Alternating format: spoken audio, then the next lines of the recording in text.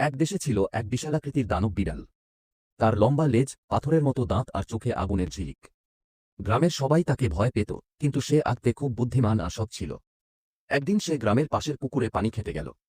হঠাৎ সে দেখল এক বিশাল কুমির পুকুরের পানির নিচে লুকিয়ে আছে আর মাছদের তাড়িয়ে দিচ্ছে।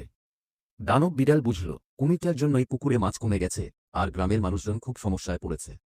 তখনই সে লাফিয়ে পড়ল পুকুরে। শুরু হলো এক ভয়ঙ্কর যুদ্ধ। পানির ফেনা উঠল, ঢেউ ছড়িয়ে পড়ল চারপাশে। অনেকক্ষণ লড়াইয়ের পর দানব বিড়াল কুমিরটাকে ধরে ফেলল। সে কুমিরটাকে কাঁধে তুলে নিয়ে গেল বাজারে।